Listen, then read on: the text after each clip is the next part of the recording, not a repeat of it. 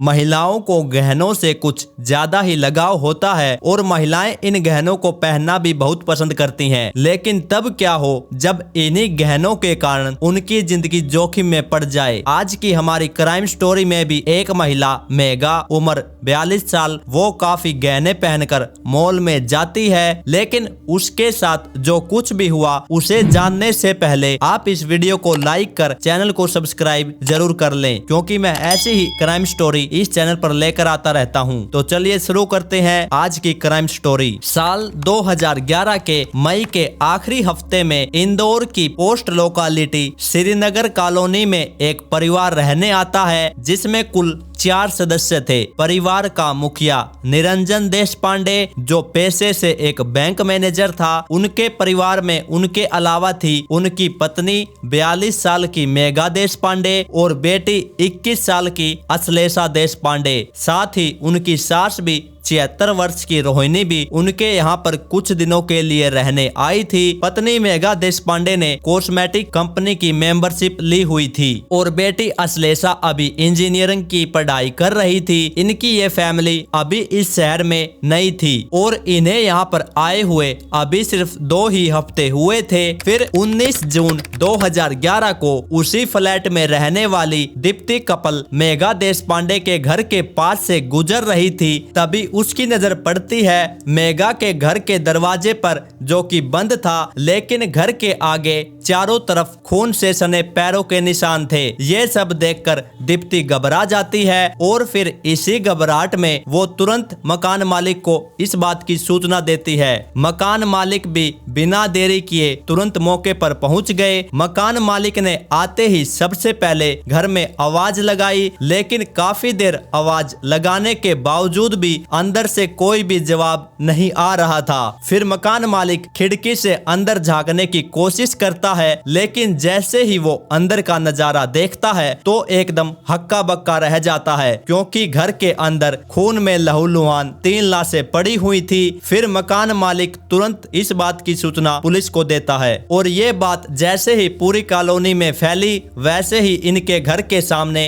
एकदम भीड़ जमा हो गई, क्योंकि इसमें एक ही परिवार की 3 पीढ़ियां खत्म हो चुकी थी। और जैसे ही मैंने आपको पहले बताया था कि ये इस शहर में अभी नए थे, तो इसलिए इनका यहाँ पर कोई दुश्मन भी नहीं था। फिर सबका एक ही सवाल था कि फिर ये सब आखिर किया किसने है। फिर थोड़ी ही देर में पुलिस भी मौके पर पहुंच जाती है, लेकिन जैसे ही पुलिस ने अंदर का मंजर देखा, एक बार तो वो भी हैरान रह गए थे कि आखिर इतनी बेरहमी से इन्हें कौन मार सकता है। घर के अंदर चारों तरफ बस खून ही खून फैला हुआ था। इन लाशों को देखकर पुलिस को एक चीज तो कन्फर्म हो गई थी कि मेगा देशपांडे को सिर में गोली मारकर मारा गया था और मां रोहिणी और अश्लेषा को चाकू से मारा गया था। बाद में इनकी पोस्टमार्टम की रिपोर्ट में पता चला कि इन तीनों के शरीर पर 70 से भी ज्यादा बार वार किए गए थे। फिर घर का हाल देखकर एक बात तो साफ थी कि ये तीनों हत्याएं चोरी के मकसद से की गई थी, क्योंकि इनके घर से सारी ज्वेलरी और इनके मोबाइल फोन्स और कैमरा और यहाँ तक कि अश्लेषा और मेगा के ATM कार्ड भी घर से गायब थे। कुल मिलाकर हत्यारों ने 5 से 7 लाख की ज्वेलरी और साथ में करीब 1.5 से 2 लाख रुपयों पर अपना हाथ साफ किया था। पुलिस को यह भी था कि इनकी तो यहाँ पर अभी इतनी जान पहचान भी नहीं हुई है, तो फिर ये सब किसने किया होगा। और जिस तरह से इन तीनों हत्याओं को अंजाम दिया गया था, उसे देखकर लग रहा था कि ये शायद किसी कॉन्ट्रैक्ट किलर का काम हो। और इन तीनों मरने वालों में 2 अलग अलग चाकुओं के निशान थे और साथ में मेगा को गोली भी मारी गई थी। इन सब से साफ था कि हत्यारे एक पिस्टल और 2 चाकू साथ लेकर आए थे। पुलिस को छानबीन के दौरान घर से 2 बुलेट सेल्स भी मिले, यानी पिस्टल से 2 गोली चलाई गई थी। एक गोली तो मेगा के सिर में लग चुकी थी, लेकिन दूसरी गोली अभी भी गायब थी। और साथ में घर से पुलिस को खून से सने हुए पैरों के निशान भी मिले। ये निशान देखकर पुलिस को लगा कि ये शायद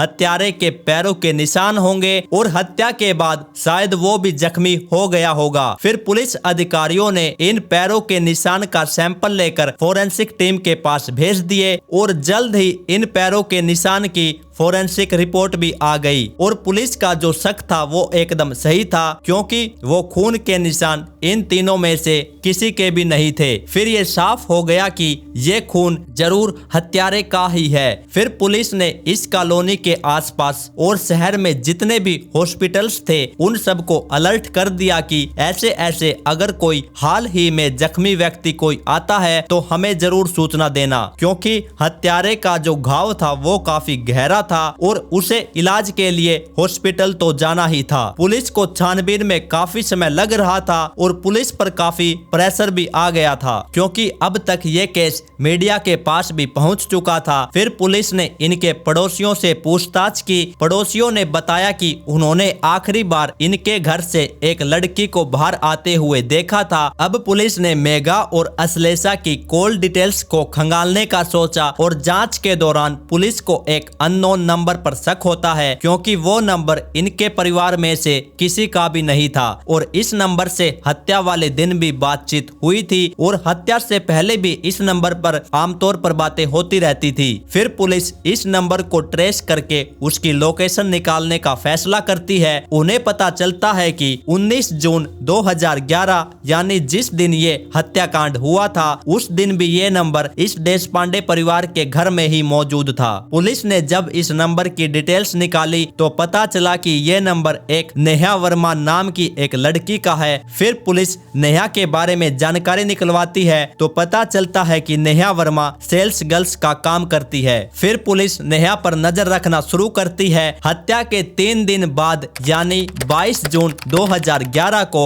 नेहा वर्मा एक एटीएम में पैसे निकलवाने के लिए गई हुई थी और एटीएम से निकलते ही इंदौर पुलिस ने नेहा को गिरफ्तार कर लिया और फिर इसकी तलाशी ली गई और तलाशी में जो कुछ पुलिस को इससे मिला उससे ही आधा केस तो सॉल्व हो चुका था, क्योंकि पुलिस को नेहा के पास से अश्लेषा का एटीएम कार्ड मिलता है। अब इससे पुलिस के हाथ बड़ी कामयाबी लग चुकी थी। फिर पुलिस नेहा को पुलिस स्टेशन लेकर आती है और इससे पूछताछ करनी शुरू करती है। फिर नेहा पूछताछ में अपनी सारी कहानी बताती है और वो कहानी कुछ इस तरह से थी। 21 साल की नेहा पेशे से एक सेल्स गर्ल्स थी। नेहा का एक बॉयफ्रेंड भी था जिसका नाम था राहुल। नेहा को बचपन से ही पैसों से बहुत प्यार था और वो अमीर बनना चाहती थी, लेकिन बिना मेहनत किए नेहा पैसों के लिए किसी भी हद तक जा सकती थी। उसको जल्द से जल्द बिना किसी मेहनत के पैसे कमाने थे। हुआ ये कि 16 जून 2011 के दिन पूरा देशपांडे परिवार एक मॉल में गया और उसी मॉल में नेहा सेल गर्ल्स का काम करती थी और इसी मॉल में नेहा की नजर पहली बार मेघा देशपांडे पर पड़ती है। मेघा ने उस वक्त काफी ज्यादा गहने पहने हुए थे और वो देखने से एक अमीर घराने से लग रही थी और उसे देखकर नेहा की नीयत खराब हो गई। फिर नेहा मॉल में ही मेघा से टकरा जाती है और नेहा अपनी बातों से मेघा को फंसा लेती है और इसी दौरान नेहा